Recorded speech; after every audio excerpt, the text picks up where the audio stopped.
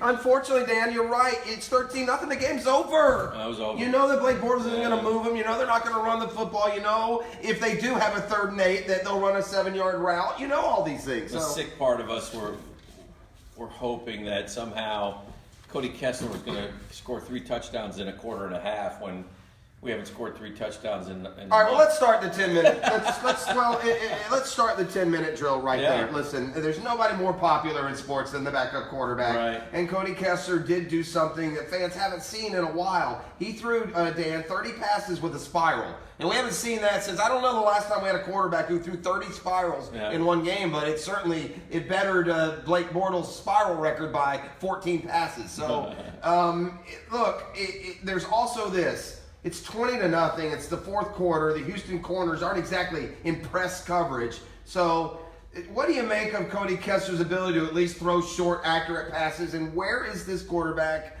situation stand heading to? I know it feels like the world's over, but it's 3-4 with a lot of ball left. There's a lot of ball left. Listen, we were doing the pregame show yesterday, and so they're warming up the Jumbotrons.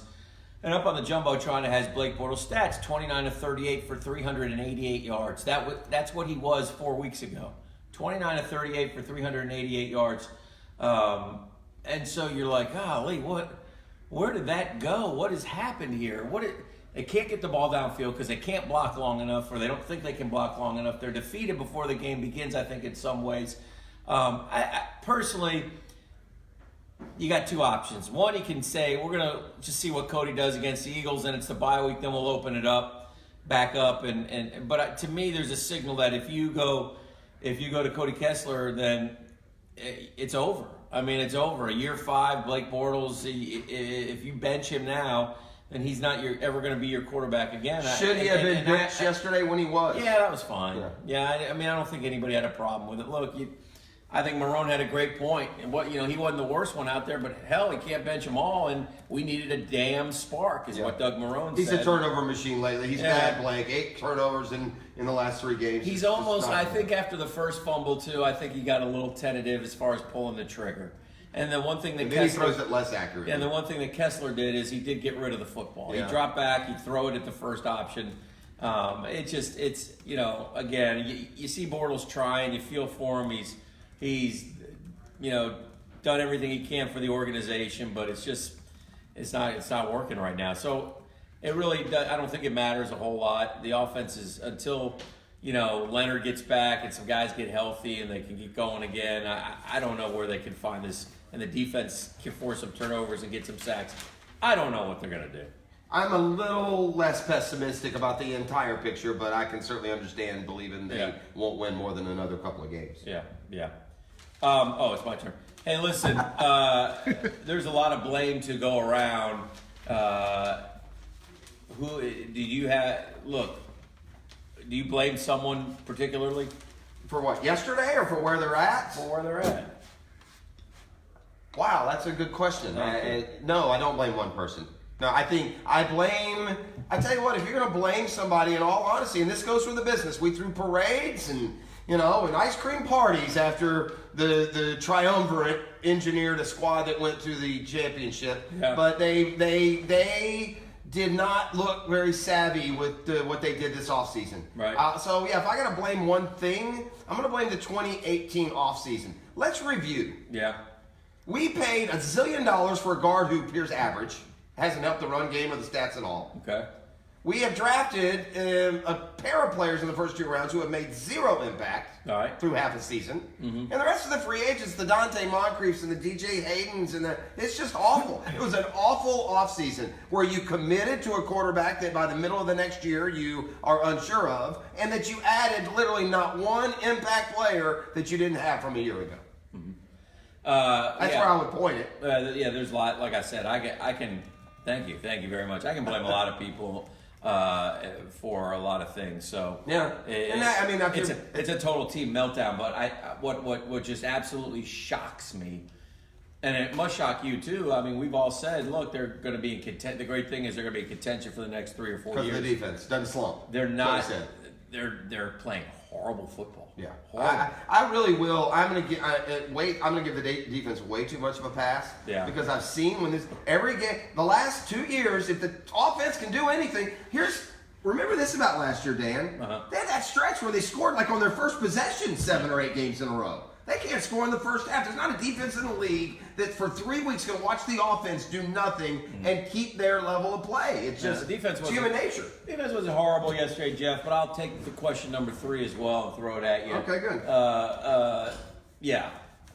Houston Texan fans yesterday in the stadium kicked back, took the top off the drink and said, it's Miller time. Lamar freaking Miller ran for 100 yards against that defense. Lamar freaking Miller and Alfred Blue sliced and diced us. I'm trying to pinpoint who's playing poorly on the defensive side of the ball. Do we miss Paul Posluszny? Was he better at going to the right spot than? Is Miles Jack misfit as a middle linebacker? Well, is Telvin Smith having a bad year? Because those are the guys who should be making all the tackles, and they should be making the tackles 1 or 2 yards past the line, not 7 or 8. I don't know enough about schematic football. I'm not going to tell you I've gone and broken down the film. Maybe Tony Baselli can answer that question a little bit later. Ezekiel Elliott and Kareem Hunt are 2 great running backs. They didn't exactly rip them apart the last 2 weeks, so I can write off yesterday as more of an aberration. I still would point to a bigger problem being, look, it's 6-0. They got the ball at the 5, and Deshaun Watson gives you one. Puts it right on Tayshaun Gibson's hands, and he can't corral it. Those are little plays that you would suit you well to not forget, because that's a game changer. I mean, you complain about the yards rushing or the defense, but let's be honest, first possession of the game, Blake gave him 3. Second possession of the game, of the first possession of the second half, Blake gave him 3. So, it's a follow-up, and I get what you're saying. Last week you said, it's an aberration. They gave up 40. Yesterday, now you're saying, it's an aberration, 100 yards to Miller. Like I said, Rodney Harrison called them soft last night. He called them out again last week. They're a good defense. They're not a great defense. That is fair. Yeah. And last year, you could say that they had too many games where they gave up 35 and 42 points to be last year be great. But and last year they were considered great. They were much You know better. why? You know why though? They got turnovers and sacks. That's why. Turnovers and sacks. Turnovers and sacks. They have make a big 16 sacks in 7 games. Yeah. 16. I thought that defensively yesterday they would have been good enough if the offense had done anything. I really didn't. I didn't believe that the other 2 weeks. I don't think that if the offense could have, especially the Dallas game, could have saved them on all. But I mean, Deshaun Watson completed 50% of his passes for 139 yards, and they let Lamar Miller go 22 for 100. You're right, but they also Houston was able to just run the ball because the Jags couldn't do anything on offense. Yeah, but try this on. I have 3 words for you, Jaguar defense. 3 and out. Yeah, that's fair. Feel free. That's fair. I hear it. To get one of those. Or a sack, or a turnover. How many times was it 3rd and 7 or 3rd and 9 and they convert? I hear you. I'm with you. Come on. No, those are fair. I'm By not. the way, the Buffalo Bills sacked the quarterback 7 times. We sacked them twice. The pass rush is not taking enough criticism. Where are these guys? Where are you? Yeah, where are they? But yesterday the Jags only gave up 272 yards. Yeah, I know. And the point total. They weren't horrible. And the point total would have been about 13 if the offense hadn't given them the other points. Maybe 10. Yeah, maybe. All right, I got one last question. JJ, do you have Jalen Ramsey there handy for you? Because I'm going to turn to my esteemed colleague who was in the locker room yesterday after that fiasco. I got him to open up. At TIAA Bank Field.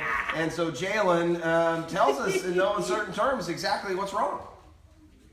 Y'all walking here, y'all see how it is in here. Y'all see how we vibe with each other. Y'all see how we vibe towards the coaches. Y'all see how it is. There's no secret what's going on here right now. Ain't nobody gonna say it because we can't. But there's no secret what's going on. It ain't right now. All right, so tell me, Dan, It ain't right. He's right. What is the non-secret? Is it defense versus offense? Is it insubordination with the coaching staff? Is it disagreeing with the play calls? Is it all of the above? Yeah, absolutely. Yeah, I mean, a little bit of all that, isn't it? Yeah, we're not vibing. Now look, remember Jalen? He criticized the coaches a couple years ago. Right. And Jalen could be held. And Jalen, by the way, has brought bad karma on the whole team with his big mouth. Yeah, That's but fair. He played pretty good yesterday. Look, he Yeah. got beat. Yeah, The catch by Hopkins was unbelievable down the sideline. Well, the touchdown, he just kind of. Touchdown wasn't great, but other than that, I'm with you. He played he fine. played pretty well. Yeah. I mean, it's DeAndre Hopkins, and They threw at him a bunch. yeah. So I get it. Look, it's just a mess, though. The offense v defense has finally happened. That's a part of it. I don't think they like particularly some of the play calls and such, so they're probably mad at the coaches and they're mad at themselves. And it's what happens when you're 3-1 and you're going to the Super Bowl. And now you're 3-4 and you're horrible. I mean, it's man, it is such a. You have to be. The NFL is so tough. It is tough, and you gotta be great in everything you do, and they're not being great. And you see that not just in Jacksonville yesterday, but all around the league. So we'll hit on some of those hot spots and more when we return to the proof of performance in the 5-pack and much more on a Monday morning quarterback at voicemenonly.com. We're broadcasting live from Jacksonville Clay Target Sports. Yes. Where the Jaguars Foundation has a charitable event here today, the Jackson MVP Sporting Clay Challenge, presented by Sunbelt Rentals. Unique fundraiser, and they're going to have a good time out here as they raise money from team entries, sponsorships, and otherwise. The Jags Foundation, a community arm to the Jags that partners with 300 local programs to serve the greater Jacksonville area. We're back with more next.